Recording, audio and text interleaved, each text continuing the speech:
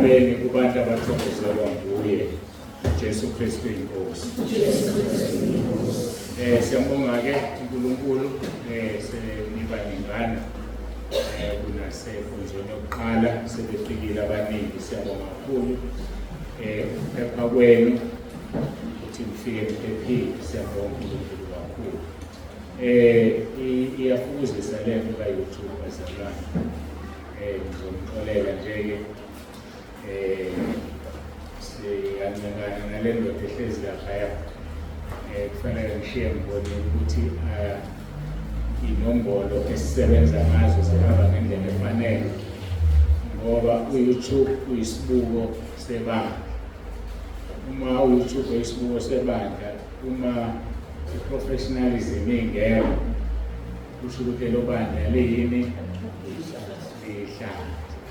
Manje-ke angiyona i-professional photographer, kodwa uNkulunkulu-ke uyangisiza ukuthi kwenzeke.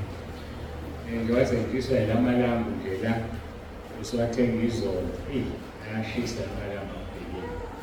Uma ubuka inkonzo yangesonto laguqubele ngimnyama, kucacile ukuthi kuyadinga ukuthi kube namalambu akhanya kanje. So-ke sizama konke okusemandleni ukuthi zonke izinto zibe professional. Manje-ke nanje wasenibonile nje sengishintshe ibhanti, ngithi akufana nathi azophuma la mavidiyo elandelayo. Abantu bazobe bengazi, kufuna ukuzofunda konke service number 2 yosiko olulodwa. Ngalawo ngizothi awu umfundisi obhantshilile. Ngiyabona ukuthi uyafuzisa, ngizamelane kanjani ukuthi leli khehla noma seligugile ukuthi ngaleli bandla li-professional, ngiyabona le ndaba. So angazi-ke kusasa ngoba inkonzo ziwu-4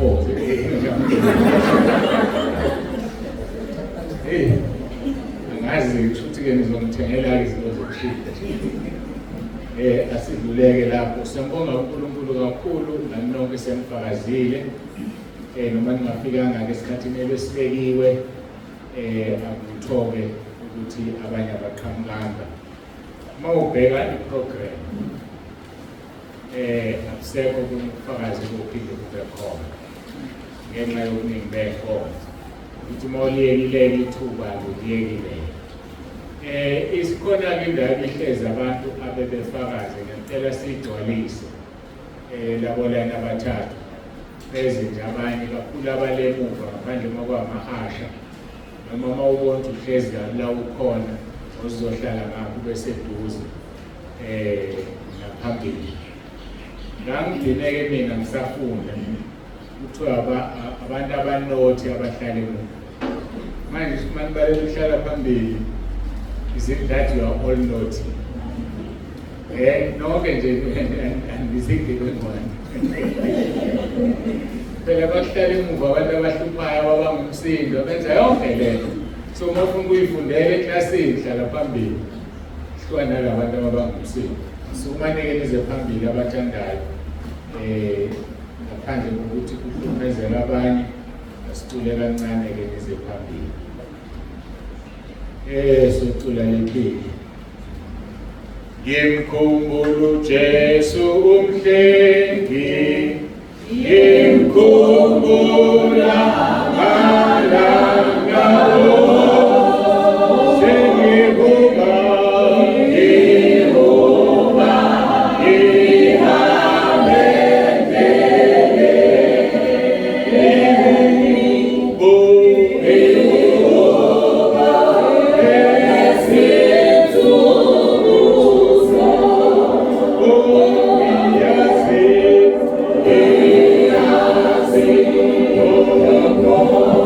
Oh,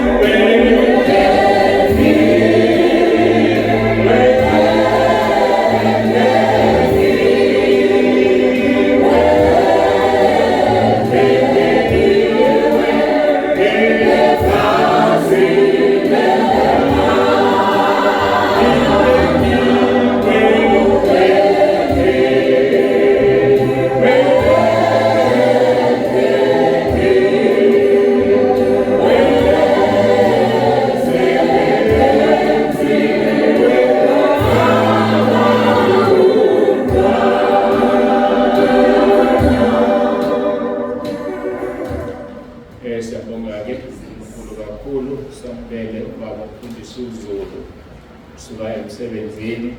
Siyabonga ukuthi abe khona phakathi kwethu. Singakaqalile ukuqhubeka nenkonzo yethu, ngicela sikhulekele izwi, singene ezwini egameni leNkosi uJesu.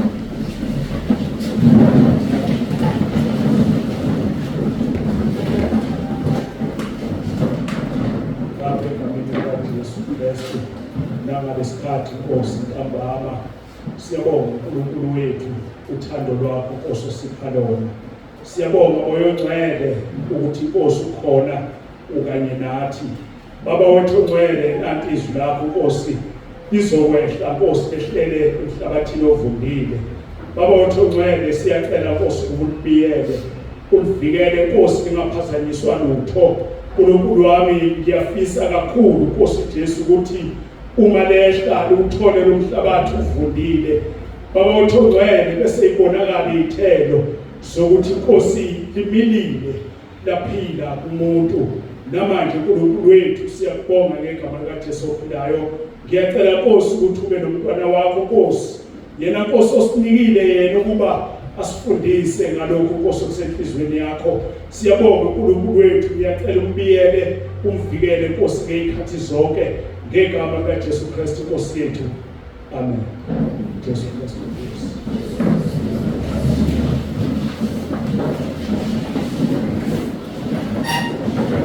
Jesu Kristu inkosi.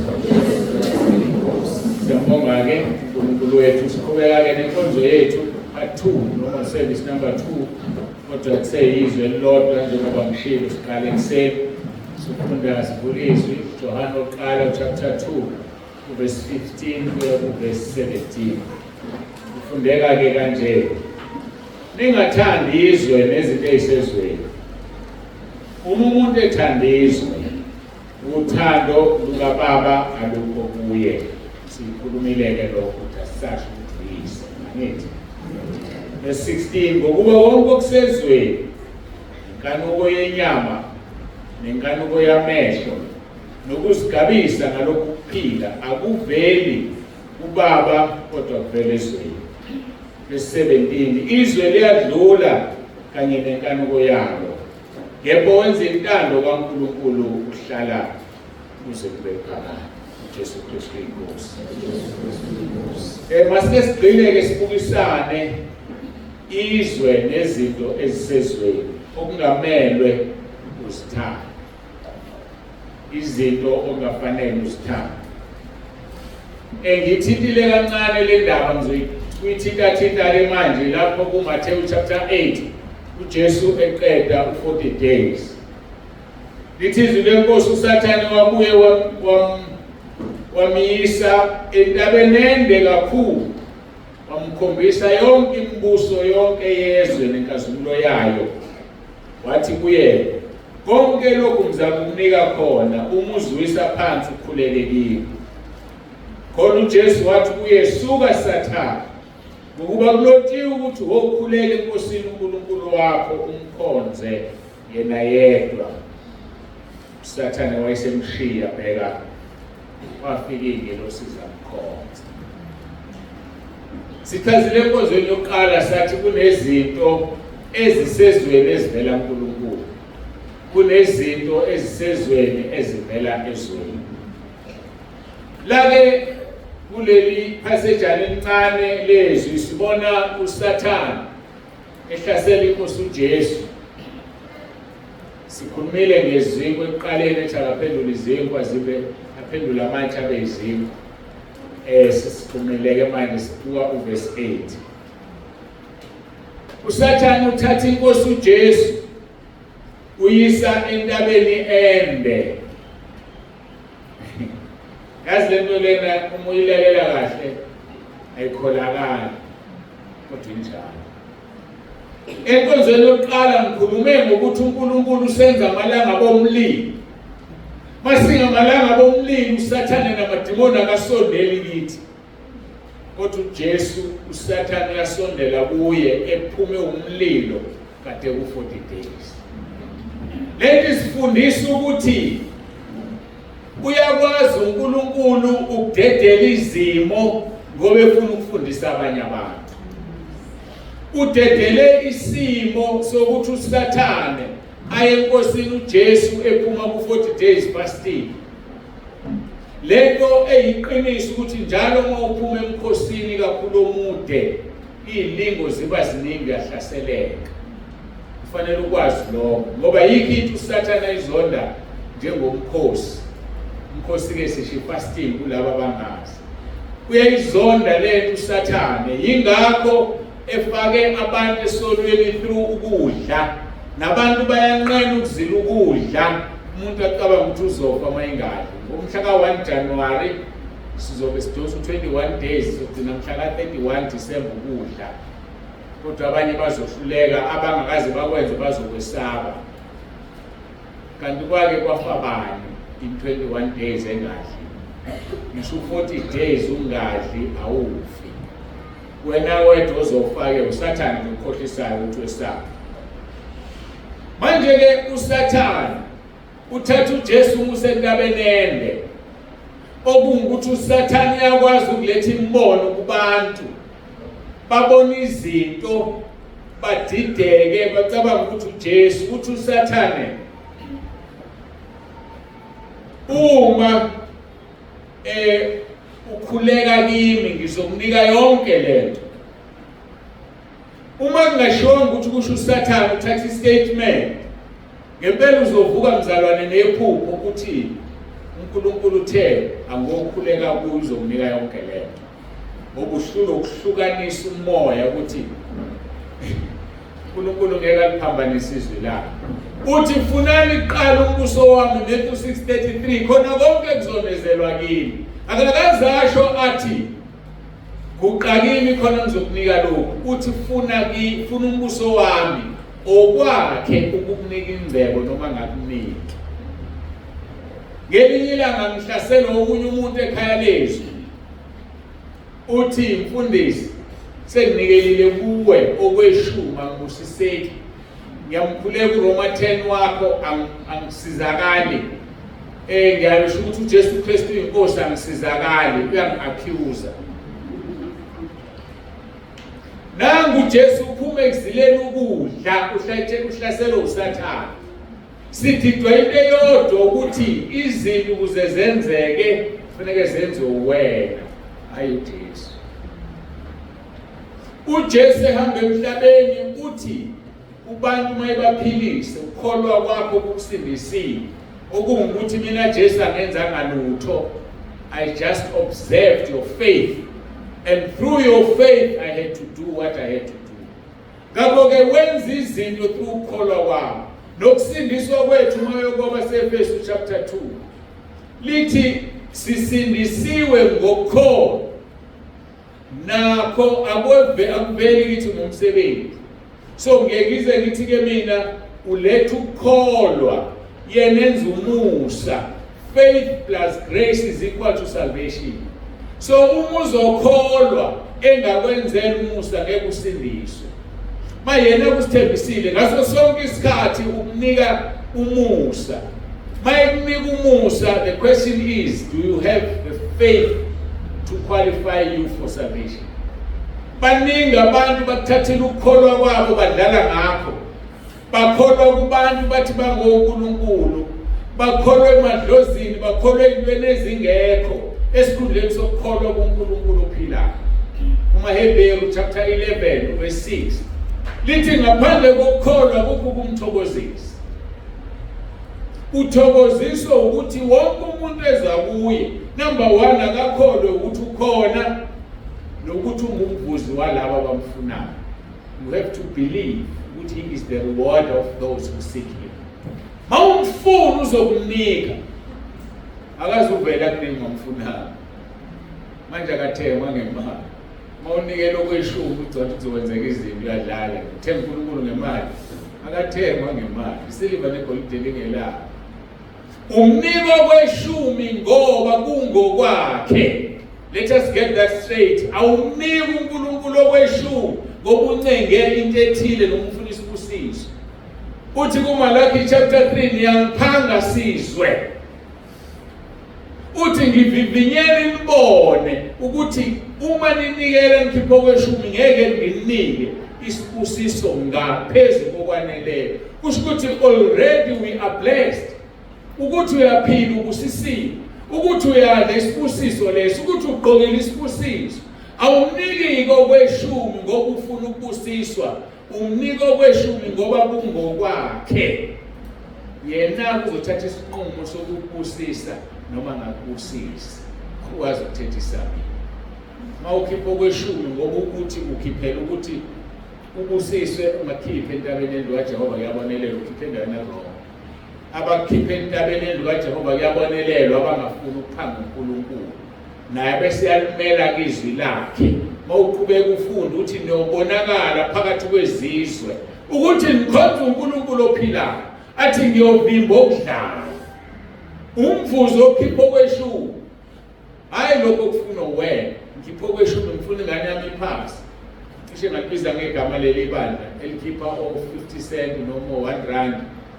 Ngaleli shumi lami ngicela ukuthi ngalokho asenzi njalo la. Siceli ngemali, ucela ngomkhuleko nangenhliziyo. Mawufunda mahubo 51 verse 17 uthi uDavide imnikelo ongayideleli uNkulunkulu inhliziyo edabukileyo nomoya waphukileyo. Woza kuJesu ngenhliziyo edabukile, woza kuNkulunkulu ngomoya waphukile, uzokunika into oyifunayo, hayi ngemali.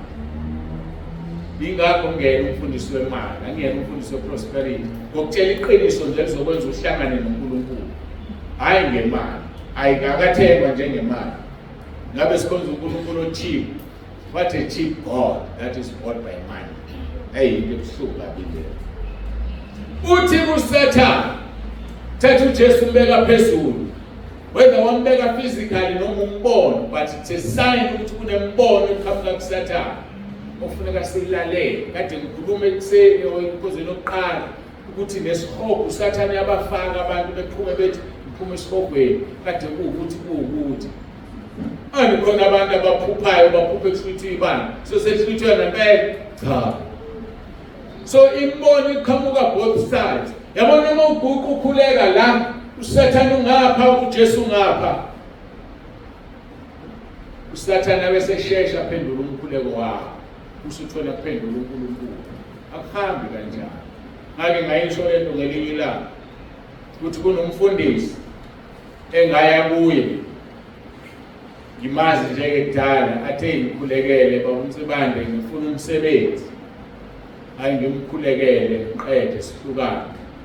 Ngokuphatha ukuthi Monday or Tuesday, Friday uyangifonela, hawu uNkulunkulu sekunikile umsebenzi ngiyabonga umkhuleko wakho, kodwa ngizwe emithangeni nami mayisho ndala. Bese ngithi umsebenzi muni loyo? Athi security. Ngithi ayusho ukuthi umsebenzi kaNkulunkulu loyo? Angixolele phemba ama-security akho laphandle. Ngoba imisebenzi ngiyayazi. Lo mfundisi lo uphethe ibranch yomfundisi othile, uphansi komfundisi. Thina ayusho, yabo bafela ngijabule ethi umkhulu womphendulile. Kodwa manje ngikuhlobo lomsebenzi ngithi mina ngifundisa awuveli uNkulunkulu umsebenzi. Hayi uvela uNkulunkulu. Ngithi mneqiniso lelo kathi yebo bese hayi. Phela ukukholwa kuya phakathi komuntu noNkulunkulu, hayi wesithathu. So angikwazi ukumphikisa. Mase ngishilo ngiqedile. Hayi wangena security bakhe bamtransfer, bamusha kude. Wangena ama-shift akanga bisakwazi ukwelusa ibanga. Ngathi mfundisi, umsebenzi ovela kuNkulunkulu lona. Lo ngoba ngikutshela mawuguqu ucela uSathane yalalela noNkulunkulu ulalela. Alisebenzisa ithubu somathubu. Uyabuka ufuna ukushada wena. Kodlula insuku ezimbili ezintathu sisuka isidaba sifuna ukukushada. Ngoba ubuthandaza uNkulunkulu okuphendulayo. Yazi. Zibone usuhlezi ngomshado. Ususha. Suqala bamthwanda ngicela mina ke ngivele uzokuthi ngithandazele lo mshado wakho. Wawuthandazile ekuqaleni wathi uNkulunkulu intando yakhe. Hayi ngabe womfakile ekuqaleni asimfake. Asikwazi vele sofaka uNkulunkulu esikhaleni. Okokuqala vumisona uxolise, Nkosi ngangena emshadweni wrong. Hayi ngeke usuvuma isono sakho ngizokukhulekisa ke mina. ngikwazi ukukhulekisa uqabane noNkulunkulu. Ufuna nami axabane nami. Isebenze le ndoda. Shintsha ama-shift kucaca ukuthi sikude. And ikhulile ngendlela yabona ke uSathane uyakukhulisa emsebenzini. Hey, yazi uSathane ningamthathi kancane. Thola ama-promotions ujabule kanti azokubhala ukuthi uyokhonza. Niko uSathane uyakusaba. Hayi ndoda yavele yantshontsha imoto yomsebenzi sikunikeze ngisho imoto ithi enkonzweni. Yavele enze i-accident.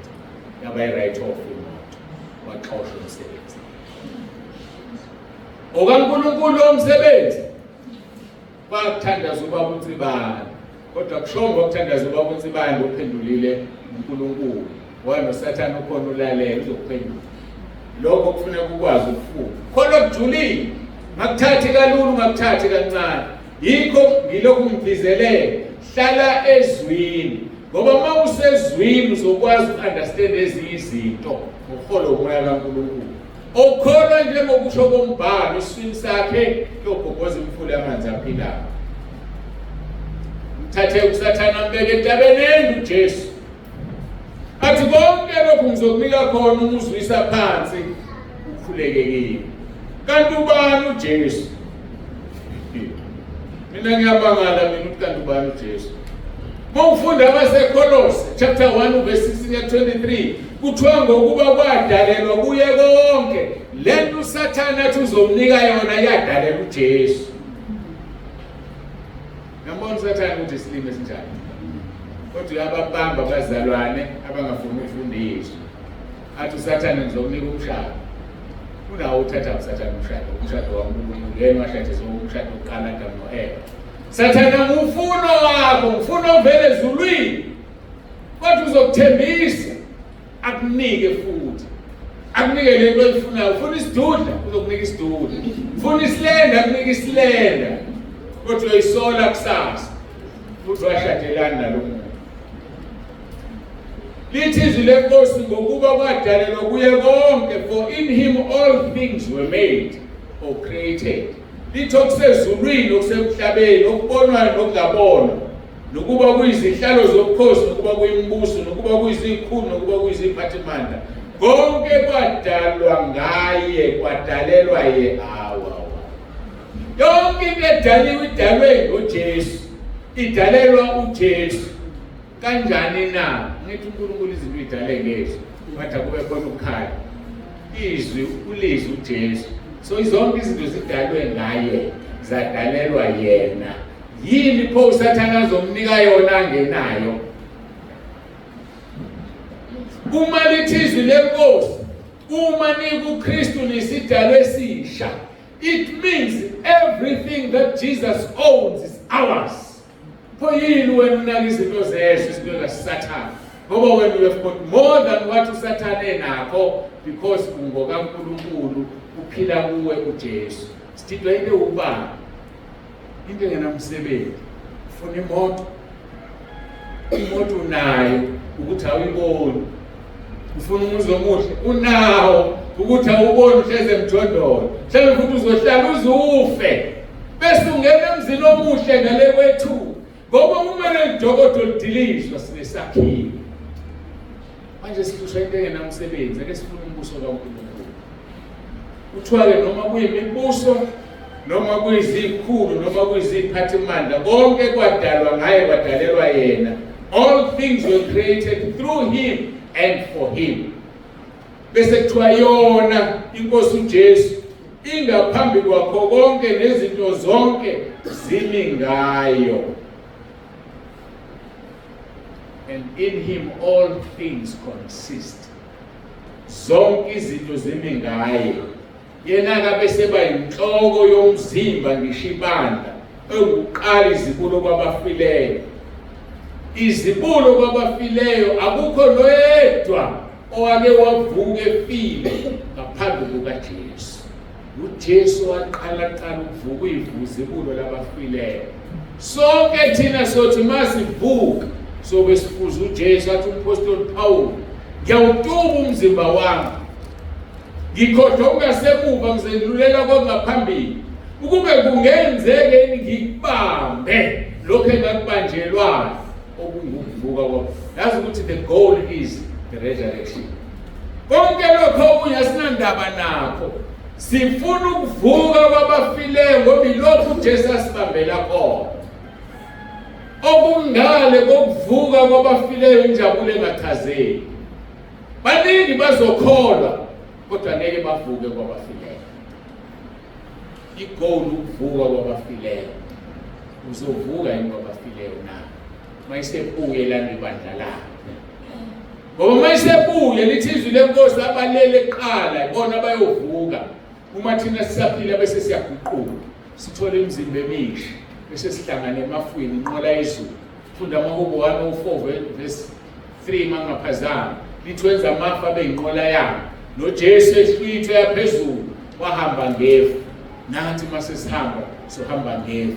Mawuthanda message wasezulwini noma uBM wasezulwini whatever car oyibonarishayo iyona moto yezulu ifu sohamba ngayo siye ekhaya sifese imkhonze nini ubusuku babuze bathiwa obani labaya abambethe ezimhlophe tuyibona abaphuma osizini emhlabeni bamnqobile uSathane ngezinto ezintathu unqotshwa ngegazi leyo ukuvuma izono lezo anqotshwe ngobufakazi njengoba ningafumanga u20 ngifuna ukufakaza ekugcineni anqotshwe ngokungakuthanda ukuphila kwakho yilokho esokhuluma ngakho okungokwesithathu kuleli verse 16 othi ngokuba konke okusezweni inkanuko yenyama inkanuko yomthetho nokuzigabisa ngalokho ukuphila ngoba mawusuno noJesu ngaphakathi uyakudela ukuphila kwakho awunandaba nakho awuzigabisi ngakho ngoba iyodwa into ekuthokozisayo bathi uJesu uthokozelana ukuthi amagameni alothokozile. Asijathuliswa ukuthi ikhalezi liyakhula nabantu abaningi. Asijathuliswa ukuthi intaba yendlu kaJehova inhle kunjalo akunandaba lokho. Ngoba kumfaka umuntu ezulwini, okuzokufaka ezulwini igama lakho lilotshiwe encwadini yokuphila. Ngakho-ke uJesu uyinhloko yakho konke. USathane ke ebulimeni bakho uthi konke lokhu ngizakunika khona umuzwisa phansi ukhuleke kimi. uJesu uthi kuyesuka Sathane ukuba kulotshiwe ukuthi wokhuleke enkosini uNkulunkulu wakho umkhonze yena yedwa. Ngoba izwi likaNkulunkulu libukhali kunenkembe esikaNhlangothi zombili. Linamandla liphilile. Hlaba lahlukanisa umkantja namalunga. Hlukanisa umoya nomphefumulo lahlulela imicabango nezizelo. Ngoba kukho kusithekile kuye ungayivelo bakho. Thema idedela inkemba yakho uJesu eyizwi phuma la eyakhe akayiphathi ngesandla iyizwi thema idedela ithizwe uSathane wayesemshini mase kufika ingelosi zamkhonza ingelosi ezokukhonza thina uthi uNkulunkulu kwiHubo 91 uyalezile ingelosi zakhe ukuthi zisithwale singaqhuzu ngonya wetsheni ibuza ukuthi wena uqhuzu ukuthi isono nje bese kwenze njani na kwenzekeni ngoba uJesu mayisenqobile ngenkemba wahamba uSathane wabaleka zafika ingelosi zamkhonza. Ngiyafuna sizokhonza sithenjiswe uNkulunkulu wathi sizosithwala singaqhuzu kwetsheni. kuMahubo 34 verse 7 wathi uyazimisa nxa zonke ukuba zibakhulula abamesabayo. Ingelosi ziyasikhonza andithizwe siyohlulela ingelosi. Yabona lezi ingelosi zeTestament elidala ezahamba zawolala nabantu kwaqhamuka ama-giant ziboshiwe zilinda usuku lokulahla zohlulelwa yithi lapho. Uma nje umuhluleko ukuzahlulela wena uhlukane nesono noma hlulela kanjani umuntu abawayo noma beziwisa bakhonza bakhothamela uSathane. Athi uSathane uthi uma lithi uthini ngiphinde ngibuke konke lokhu ngizakunika kona umuzwisa phansi ukhuleke kimi. Yazi ukuthi uNkulunkulu umbuleli ngalelizwi abantu abaningi abangayiboni. Mawulifundizwe lothi ufundizwe akakaza uyisemuntu uJesu emkhulekela. That's point number 1. Akakaza uyisemuntu kodwa bayaphiliswa. Ngimbongeke mina ngiyambonga ngoba mangikhulekela umuntu anguyisi muntu. lithi lelizwi uthi uSathane konke lokhu ngizakunika khona umuzwisa phansi ukhuleke kimi umbula kimi uNkulunkulu ukuthi bonke labo bantu ababekwe izandla bagingqike bakhuleka kuSathane bonke labo bantu ovela uthi awe bakhuleka kuSathane ngoba uJesu aza kusemuntu umoya wesitha yambonga uNkulunkulu aza nginike umoya wobuyisa abantu ngiyajabula-ke ngoba le nkonzo yangena ku-YouTube abalalelayo bazofunda bayekelele ukuthi umfundisi owisa abantu namandla ngoba unamandla aqhamuka kwenye indawo awuphuma ezulwini sifuze bani uma uJesu engakaze awise umuntu bese siwisa abantu mawufunda kuJohane ithi wabaphephetha wathi yamukelani umoya ongcwele akabaphephethanga bawa angazi ukuthi abantu abawayo uPawulo kaSathane ukuwa wayafuna ukwisa uJesu ngoba bonke yamhlula wathi ziwise uyamcela ziwise ngoba bayawisana abafundisi mawustrong ngaphakathi ungawi yabona ama-asha ahamba emva kwakho sibegadile uvela athi kukuphusha angisebebekunyaka la isithendeni ngiyakutshela ngesikhathi umbona ngani owisiwe uthi nelokugingqika avuke semthana yabona ongawiswanga uyathulalela athi ja sevakashileke kwashela inkosi yakhe amadimoni hayi bayawisana mbanike bonwisa nani ngoba nenzalelo uthi uSathane ngiyacela phela kuJesu ake uyiwisa ngoba ngikwazi ukuwisa bakhona abahlulekayo abafundisa ubawisa ngoba banomoya uma unomoya kaNkulunkulu ngeke uwiswe amadimoni ayocela nje ukuthi uweke nawe noma bakukhilibheke bakubeke inyawo ngemuva akuveli uma ikuphusha uzohlehla kanti uhlehla akuhlehleki uvalwe ngenyawo bese uyawa bese bekugona uwele bona ashazi ababewa ngiyambonga uNkulunkulu akangiphanga lelo vangeli zonke izinto zidalelwe uJesu zidalwe ngaye yini uSathane azokunika yona ngoba uma unoJesu uphelele unakho konke ukuthi awusebenzi ufuna umsebenzi unawo ukuthi awukakawuboni ngaleso sikhathi ngoba kuthiwa uJesu zonke izinto esizibonayo nesingaziboni zingezakhe so ayikho into ongenayo kodwa ngesizathu ukuthi yini angakunika physical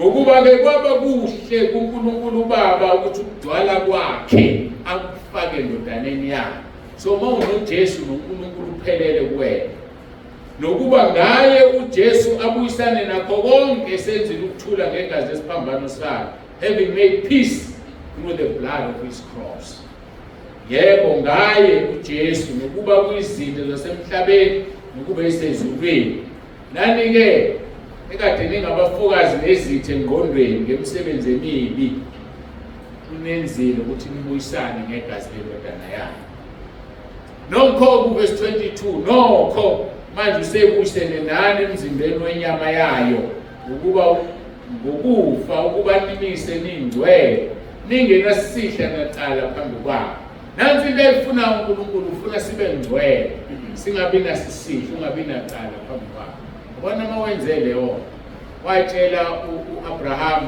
Genesis 17 wathi hamba phambi kwami ungenacala yileyo uNkulunkulu ayifunayo ngokwakho usulahlo nembeza hamba phambi kaNkulunkulu ungenacala bese lithi uma kambe nihlale ekukholweni isekeliwe negxile ningagudluzwe ethembeni levangeli enalizwayo elashunyelwa kukho konke okudaliweyo phansi kwezulu engenziwa isikhonzi salo mina Paulo ivangeli lishunyayelwa kukho konke okudaliweyo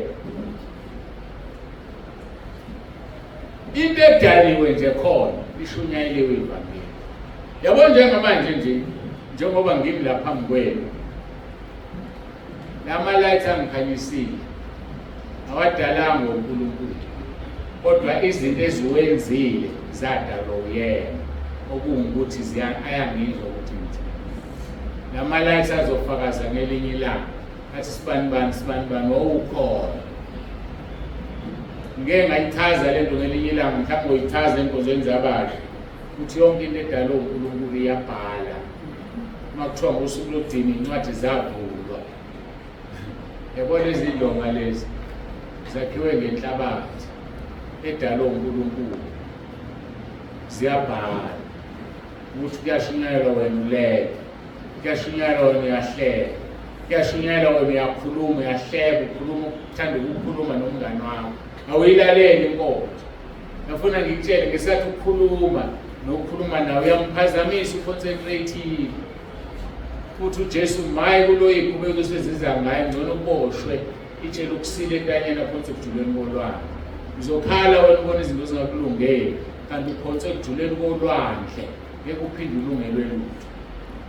Ufana nomuntu okwafika inyanga ekhaya, mhlawumbe usakhula bawakhe eqinisa umuzi, wafika inyanga mbiwe umgodi, hlatha inkukhu, fakwe inalithi, fakwe lapha, bese kuthiwa thani nongifuna uyongithola la.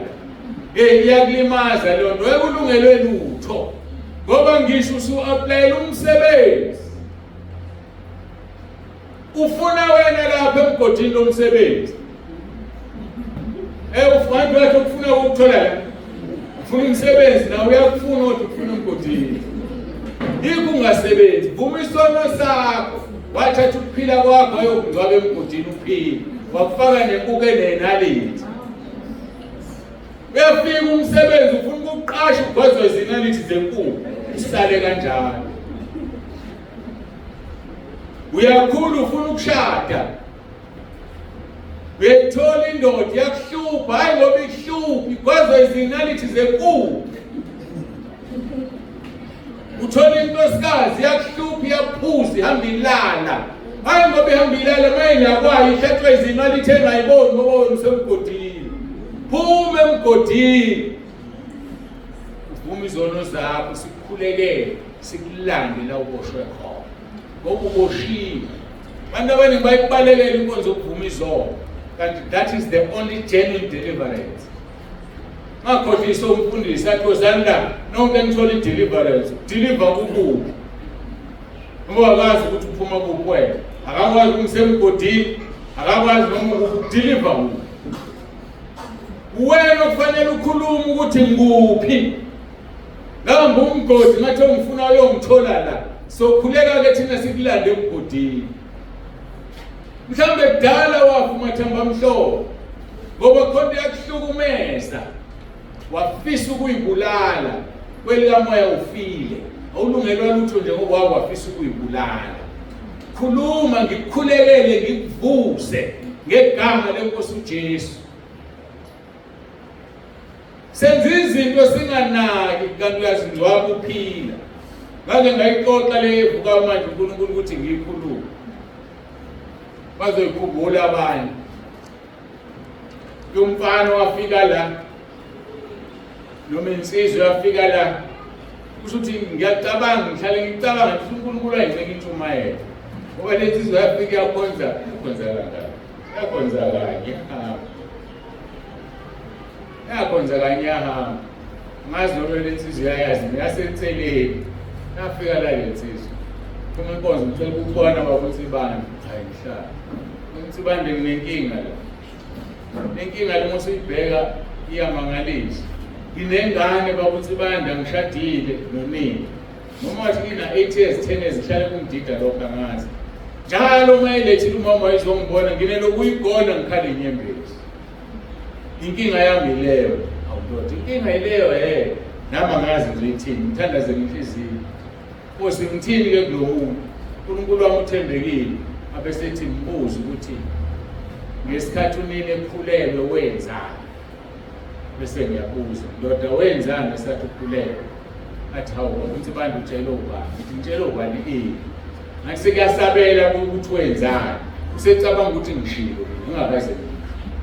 Ngoba isono sinjalo siyasabela ngaphakathi. Namanje ngikhuluma nawe nje siyasabela.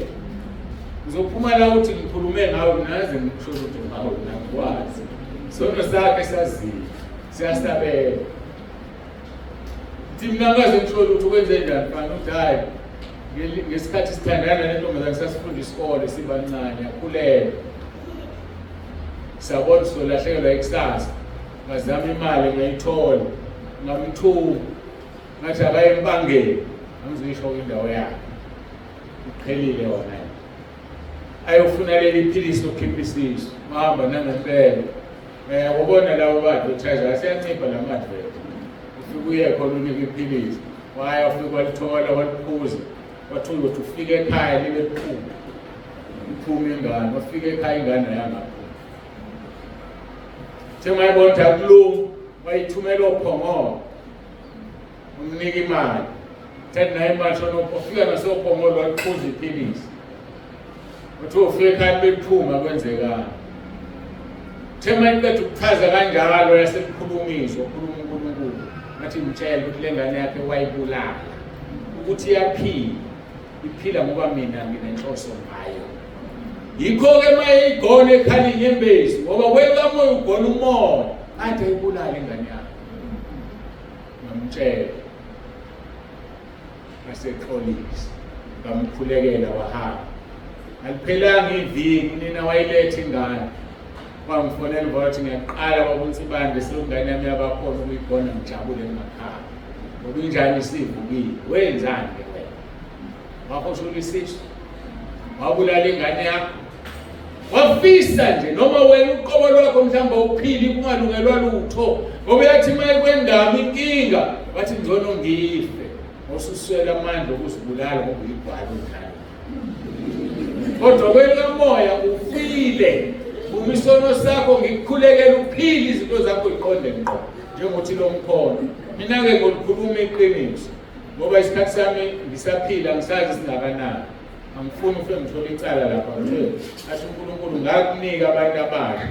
Walibhodla iqiniso. Ufuna uJeremiah 48:10. Lithi uqale kusiwa umuntu ogodla inkemba yakhe egazini. So manje ngikhuluma iqiniso ngizilethela isiqalekiso. Ngeke ngigodle inkemba yami izwi likaNkulunkulu ngizokutshela nje. Ngoba uNkulunkulu ungaphe kahle ngasindiswa kahle. Wangenza ngangayithandi imali. Futhi wangidonsisa iminyaka eminingi ngilebandla elincane abantu abalabo 30-40 seliphelele. So manje ke anginayo lento ukuthi awuyibandla lizohamba ibandla lizoncipha. Uthi ngishumele hayi mina ngizokutshela nje iqiniso.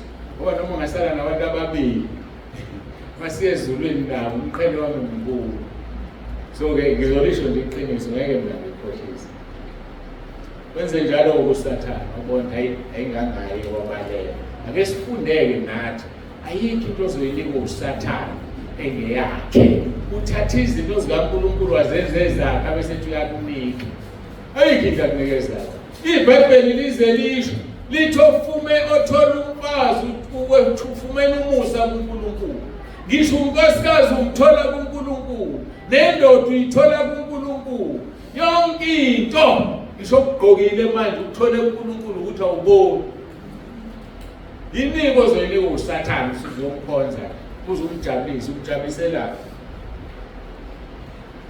Yiyo-ke lemibuso usathane ayithembisa uJesu kodwa kuvele kungeyakhe. Yazi ukuthembisa into yakho. Yazi sifana nani athi umuntu ngikhulekela ungikhonza ngizokunika abazali bakho. Nginika abazali bakho bangabanga. Yileyo nto. Ngakho thina masihambe ngobungcwele phambi kaNkulunkulu.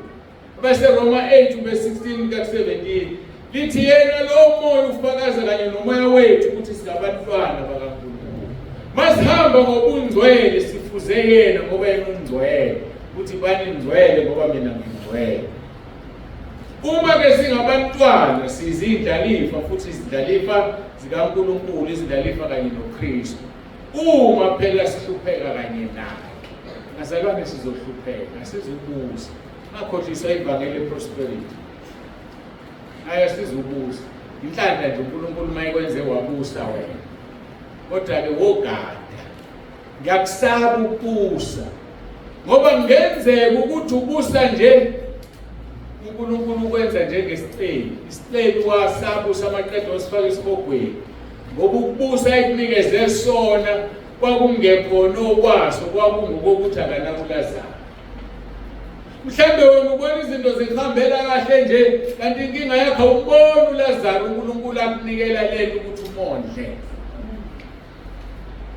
Uzibona ufundile wena ekhaya kulezi ingane nenhlanhla kanti mhlawumbe ufundele ukufundisa izingane zabahlupheka esigodini sakini. Awukwenzi lokho. Wesakufuse wakhe istage noma uplani kwakhe istage. Wokumbuza uNkulunkulu Nkosi kungani mina izinto zangihambela kahle? Kungani mina nginika abazali abangenzela konke? Yini engikweleta yona? Yini ofuna ngikwenzele yona? Isitebi siyasha sihogwela namhlanje ngokungamnaki uLazaro esesangweni laso. Ngithini? Ngithi mawutshalile amakhabishi lapha kuwo. Awukwazi lokhu ukucingana nebhakede othelela la. Uthenga ipayipi. Amanzi wanika ipayipi. Awuthandi ukwanika lona. Uqonda ukuthi liwathathe lwasekuleza atshana. Mhlawumbe ubusiseke nje uNkulunkulu akafuni ukubusisa wena. Kodwa ukuthembile ukuthi bese kubusisile uzodlulisa lo mnotho unikeze lo yamntwana wakhe ohluphekayo lapha ya. Bese ungawudlulisi wena. Uzozibona ufana nobani. Ngisho nemali uqobolwayo ingekaNkulunkulu. Mufunda uHagayi chapter 2 verse 8. Ngelami isiliva, ngelami igolide usho uJehova Sebawothi. Ngakho ke ungathandi izwe lezinto ezisezweni. Ngoba mawuthanda uNkulunkulu, uyena ozokunika imali. Musuthanda imali ngaphezulu kaNkulunkulu, thanda yena. Bengifakazela omunye kulezi insuku angisuba deep kule ngqondo. Ngimtshela ngithi mina mangifuna into ngiyaguqa ngamadolo uNkulunkulu uyanginika. Leli bandla athi ngilihole aliphili ngama-donations. Ngiyaguqa mina ngikhuleke and God answers. Kodwa uzangiphenduka ngenza into eyodwa John 15 verse 7 engathi ungahlala ekhanda lakho urekhona. Uthi uJesu uma nihlala kimi namazwi ami ehlala kini ucele nithandayo likwenzele. Simple as that. Hlala kuJesu wenza izwi uzocela ukuthandayo akwenze. Awuyazi kalula leyo. Kazi mase likhulukazi. Kodwa le ngisho ilula kabi. Hlala kuJesu amazwi akhe ahlale kuwe. Usuqedile yonke into oyifunayo uzokunika. Simple as that. Awukwaze kwalolo ukhonza uNkulunkulu. Abantu bayahamba baye enyangeni bayothwala bafuna imali bakhipha imphefumulo. Hayibo. Hlala kuJesu wena. And amazwi akhe ahlale kuwe. Funda uJohn 15 verse 7. And mawusukhuluma umtshele uthi Nkosi uthe ezwini lakho mangihlala kuwe namazwi akhe ehlala kimi ngocele ngikuthandayo ungenzele. Uzokutshela ukuthi ngeke ngikwenzele lokho ngoba wena amazwi ami awahlala kuwe. At least kuhle usiyakulungisa lokho ongakwenzi abesenze njani uyalenza izwi lakho. Abanye benu bawufakazi ekhaya lethu. Uyakhanga umuntu nenkinga engaka. Ngibona ukuthi abonakele ayidingi ukuthi ngithambe ukukhule kuRoma 10 verse 9. Ayidingi ukuthi ngithambe yofasta. Ayidingi futhi ukuthi ngithi akahamba ovuma isonto. Bese ngibeka my head on the block. Ngithi Nkosi Jesu John 15 verse 7 uthe mangihlala kuwe namazwi akhe ehlala kimi ngocele ngikuthandayo ngikwenzele. Namhlanje Nkosi engikuthandayo ngicela wenze umsibanibani lento akayenza futhi akenzala nje yona. Ngoba sengithatha ukuphila kwami ngakubheka ngathi Nkosi namhlanje ngicela wenze umsibanibani lento ngoba ngihlala kuwe namazwi akhe ahlala kimi. Ayenza manje ngasho. So lo mkhuleko is reserved. Angivele ngikukhuleke noma yini. Hayi ngoba ngiugodlile. Ngiyangizwa la makithi is reserved. Cha ugodlile. Ngiukhunjuzwa uMoya Mangithi ngiyifunda ivoice note ngithi hey nansi inkinga athi Moya Ngcwele put your head on the block uthi ngiyabonga Nkosi bese ngikhuleka uthi Nkosi ngiyacela namhlanje isicelo sami sithi hayi ngazi mangisho njalo kuyenzeka kodwa uma wena ucele ngikukhulekela ngangakwenza yingokumondola kangikumbuzanga yikho ngithi that prayer so special reserved futhi ungangikhumbuzi ngoba usuyazi ukuthi bakuthi bantu awukhuleka uthi 115 verse 7 ngeke ngikwenze ngitshelo wena ngoba ngeke angiphendule kufuneka ngikhunjuzwe ubani uyena umnikazi wethu ake simkhonzele uNkulunkulu kumnandi ukumkhonza ngokuba ukuthanda imali 1 Timothy chapter 6 verse 10 ngokuba ukuthanda imali kuyimpande yakho konke okubi abanye ngokuyifisa badukela ukukholo bazigwaza ngeminjunju eminingi ngokuthanda imali abantu babulele ngenxa yokuthanda imali abantu benzile izinto eziningi ngizokuxolela ngithi akumise yonke into angizukho ngizukusho-ke namhlanje ngenxa yokuthanda imali abantu badayisa imizimba yabo ngenxa yokuthanda imali mhlawumbe emsebenzini awusebenza khona nje wadiza ukuze uthole dlisa ingane zakho uphoyizeni mhlawumbe wakunikela ngomzimba wakho akunikeli abesifazane kodwa ngomzimba khona nala kwamabhosi khona ebesilisa abesifazane ibhosi fika insizwa ufuna umsebenzi ibhosi yesifazane ithi asiqalela athethe umuntu wesilisa athi ngeke phela mina ngiqasha usoba isigqila salowo endawo zodini uyisigqila izofika indaba endodeni kube ukudla kwenhlalo social ifele emsebenzini wakhe ukuthanda imali kuyimpande yakho konke okubi abanye ngokuyifisa badukela ukukholo basigwaza ngeminjunju eminingi ngazi uma niyali-understand leli gama ukuthi umuntu udukela ukukholo ukudukela ukukholo ngamanye amagama ukukholwa kuyakufuna akukutholi kuyaduka yabona khona abantu abathi mabezala baduke endleleni badlule abanye bazi bajika amabhodi sebakhombe umculo bedukile bethi bezelo manje lithi lelizwi ukudukela ukholo kuyaduka ukukholwa kufuna wena kungakutholi ngenxa yokuthanda imali nawe uyakufuna ukukholwa ungakutholi udukele emalini imali ngaba impendulo yakho konke lisho njalo izwi lenkosi kodwa ungayifisi ukuthi ungayithanda ngaphezulu kaNkulunkulu ngoba ukuthanda imali kuyimpande yakho konke qaphela imali isilingo imali uMshumayeli 10 verse 19 uthi idili lenzela ukuhleka newayini liyenamisa ukuphila kepha imali iyimpendulo yakho konke kodwa kusho ukuthi uma impendulo yakho konke idlula uJesu wena funa uJesu funani uNkulunkulu nombuso wakhe konke okunye konezelwa kuwo imali iyimpendulo yakho konke okuhle nokubi kuhle ukutshela umnikazi wesiliva negolide kube nguye okuphendula ngokukunika imali hayi wena ufuna imali izethembiso eziyigugu zikaNkulunkulu zenza sibe ngabahlanganyeli besimo sobuNkulunkulu ukuze sikwazi ukubalekela ukubhubha okusezweni ngazi umuzwile ngeke ngiphindele izethembiso eziyigugu zikaNkulunkulu zenza sibe ngabahlanganyeli besimo sobuNkulunkulu ukuze sikwazi ukubalekela ukubhubha okusezweni njengokuba amandla akhe 2 Peter chapter 1 verse 3 njengokuba amandla akhe obuNkulunkulu esinikile konke okuqondene nokuphila nokumesaba uNkulunkulu ngokumazi yena owasibiza ngenkazimulo nobuhle bakhe esiphiwe ngakho izethembiso eziyigugu nezikhulukazi ukuze ngazo nibe ngabahlanganyeli nesimo sobuNkulunkulu. Izethembiso zikaNkulunkulu zenza sihlanganyele isimo sobuNkulunkulu. Ngoba mobuyela kuRoma 8 engeke ngawuquote.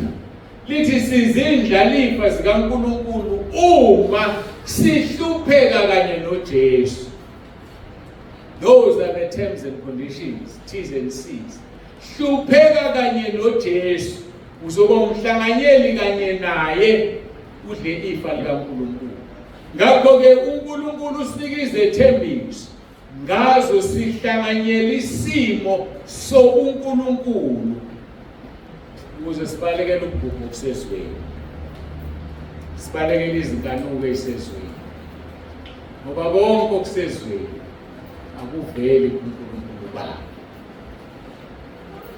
Ngalokho-ke nidinga ukuthi nikhuthale, nengezele ngenkuthalo emsebenzini yenu emihle, nengezele ngenkuthalo ekukholweni nasebuhleni, nengezele ukwazi nokuzithiba nokukhuthazela ekumesabeni uNkulunkulu. Yabona, the bottom line ukusaba uNkulunkulu. Isekelo lesi esingeke sigudlule. Mawusaba uNkulunkulu uqedile. Ngisho ngafika umuntu akuthembisa u10 million. Ungenawo ngisho 5 rand. Ngoba usaba uNkulunkulu ngeke unako u10 million. Nezwa kodwa isisekelo kwesaba uNkulunkulu. Ngisho umuntu angakuthembisa umsebenzi through ukhokhela imali noma ukhokhela umzimba wakho athi uzokuholela 100,000 ngenyanga. Ngoba usaba uNkulunkulu uyazi ukuthi konke lokhu kuyadlula. Lothi keep your job and I'll keep my purity. Awugcina umsebenzi wakho, uzigcina ungcwele, ngoba uNkulunkulu igolide nesiliva lingelakho. Sidinga ukumesaba uNkulunkulu, ngokuba uma lezi zinto zikhona kini zivama ukukhuthala nokwazi nokuzithiba nokumesaba uNkulunkulu. Uma zikhona lezi zinto kini zivama ziyanenza ningabi ngabavilaphayo nabangenazithelo ekwazini inkosi uJesu. Khona ukuthi umuntu avilaphe ekwazini inkosi uJesu. Khona abantu abebefuna ukuzala abezanga bathathwe ezinye izinto abazibona ezingcono. Ikhona lento encane edidayo athi undayi kulungile, ngizohamba ngizobuka ku-YouTube, ngizolalela ku-WhatsApp. Akufani noma ukhona, akufani, ngeke futhi kufane. Iqiniso nje limile linjalo. Ifeeling oyizwayo ukubona konke kwenzeka ayifani nokuthi ulalele ku-WhatsApp noma ungabuka ku-YouTube. It will never be the same. Ake ukhuthale kumkhonzeni, ukhuthale, ube nezithelo, ngokuba okungekho kuye lezi zinto kuyimpumputhe ebonakala ifihle, ekhohliwe ukuhlanjululwa ezimweni zakhe zokuqala. iBhayibheli lihloniphe ngesinye isikhathi. Elizwa lithi lithi ukhohliwe ukuhlanjululwa, ukhohliwe uvuma izono. Ihlonipha labantu abangafuni ukuvuma izono, ukhohliwe. Khumbula-ke ziyavuma izono. Athi uverse 10, ngakho-ke bazalwane, khuthalelani kakhulu ukwenza kuqiniseke ukubizwa nokukhethwa kwenu, ukuba uma nenza lokho anisoze nakhubeka, ukuba ngokwenze njalo naphiwa ngokwengcebo ukungena embusweni waphakade wenkosi yethu uMsindisi wethu uJesu Kristu. Impilo yethu ithi ningathandizwe nezinto ezisezweni, uma umuntu ethandizwe uthando lukaBaba alukho kuye. uJesu was fair, siseyizona. Siseyizona ithi iBhayibheli was fair. uNkulunkulu walithanda izwe kangaka wanikela indodana yakhe ezelwe yodwa, kuba yilona loyo okholwa yiyona angabhubhi kodwa abe nokuphila phakade. Ngokuvuma nje uJesu ngoRoma 10:9 ngeke usabhubha uzoba nokuphila phakade.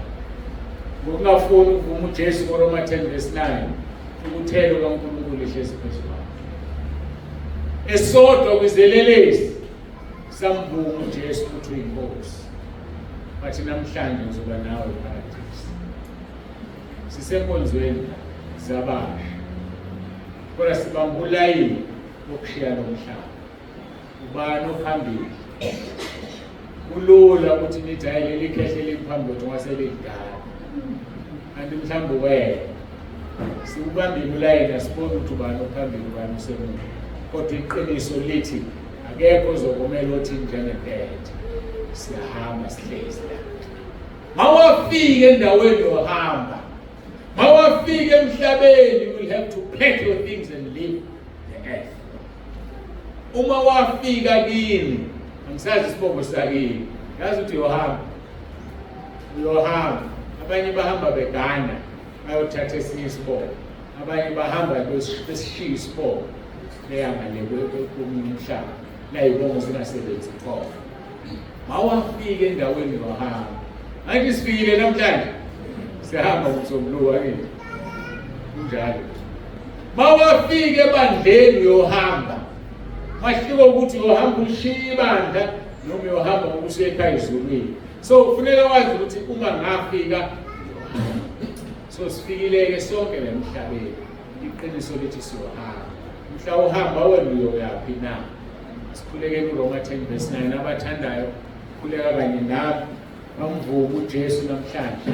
Simvuma noma kangaka empilweni zethu ngoba simazi uzobuya nini. Sukuma sikhuleke baseRoma 10:9. Simphele uNkulunkulu,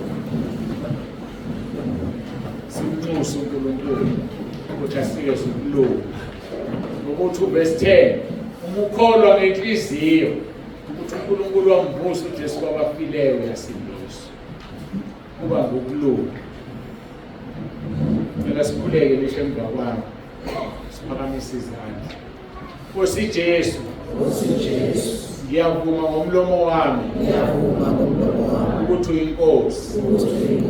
Ngiyakholwa enhlizweni yami ukuthi uNkulunkulu wakuvusa Nkosi Jesu kwabafileyo.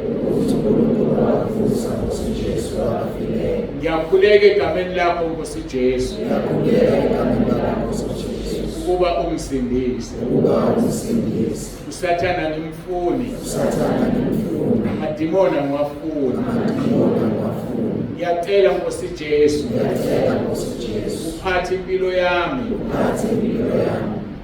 ungibiyele. Nginikela nomndeni wami kuwe Nkosi, ukuba labo abangazani nawe Nkosi Jesu bazane nawe. Ngilondoloze Nkosi, ungivuse ngosuku lokugcina. Ngiyabonga egameni lakho Nkosi Jesu. Amen. Ngicela ukumkhulekela-ke ngisamile nje. Baba, egameni elihle lomfowethu uJesu ophilayo, siyabonga Nkosi ngezwi lakho eliphilisayo. Siyabonga Nkosi kakhulu, sibonga uNkulunkulu wethu Jehova Sebawothi, onguNkulunkulu wakho Nkosi Jesu nongubaba wakho, abuye abe ubaba wethu, ukuthi avume uSathana zokulinga uqedwe insuku ezingama-40, ngoba kunezinto eziningi esizifundayo. Kube wadinwa ilanga lomlilo uSathana wayengekasondela. Kodwa uyasifundisa namhlanje Nkosi ukuthi umuntu akaphili ngesinkwa sodwa, kodwa ngamazwi aphume emlonyeni wakho. Siyafunda ngokuhlasela kaSathana ukuthi Nkosi asiguqi kuSathana, ngoba ushilo wathi wethumela ingilosi zakho zisithwala singaqhuzuki ngonyaka. Sizwile Nkosi ukuthi sikhonza wena wedwa, sikhothame yonke indawo. Wathi mayizolokhu uSathane wakushiya, amasosha asezulwini ehlafika kukhonza. Uyisibonele ukuthina Nkosi ukuthi nengilosi zizosikhonza masingabanqobayo. Napa abantwana bakho, napa abantu abasha, kanti kusasa lebandla lakho Nkosi. Uma ngisho njalo ngiyazi ukuthi abanye abekho entabeni endlu kaJehova kuyaboneleka, bakwamanye amabandla, kodwa bayikusasa lebandla ngoba sonke siyibandla lakho. Ngiyacela Nkosi ubangcwelise, ubahlanze ngezwi lakho ushilo Kuverse 10 wathi umuntu uvuma ngomlomo kube ngokusindiswa. Makube ukusindiswa kwa wonke umuntu ola. Waphinde wathi umuntu ukholwa ngenhliziyo kube ngokulunga. Makube ngokulunga okuvela kuwena ngabe ukulunga kwedwedwe. Siyabonga Nkosi, siyabonga uthando lwakho. Usisa wonke ofikile ulondoloze umgcine uzomvusa ngosuku lokuphela kakhulu laba abamile yabakhulekela Nkosi bafukamele ubabiyele ubagcine. Wenza izwi lakho John 6:44 uJesu Kristu inkosi. uJesu Kristu inkosi. Amen. Amen. Ngengisho isibusiso umusa wenkosi yethu uJesu Kristu nothando lukaNkulunkulu ongubaba wethu nobudlelwano bukaMoya Ingcwele makube naloyo phakathi kwethu Nkosi uJesu izibuyela nebandla layo. Amen. Amen. Siyambonga uNkulunkulu sesifikele emaphethelweni enkonzo. Ngicabanga ukuthi akukho okusalayo ngaphandle kokuthi ubaba wethu uMam'Mthibane uzosinikeza ama-instructions. Khona ama-ministers abekiwa khona la ama-ministers accommodation. Always the Minister of Accommodation. Bazongithinta-ke banitshele banalapho banwenzakalani. Nibahlonipheke nani ma-ministers nibahloniphe. uNkulunkulu ambusise. Sibonane kusasa inkonzo iqala ngo-9 ekuseni. So i-breakfast isevwaneni. Uma uzofika ukusho lokho ngiyabonga. Jesu Kristu inkosi.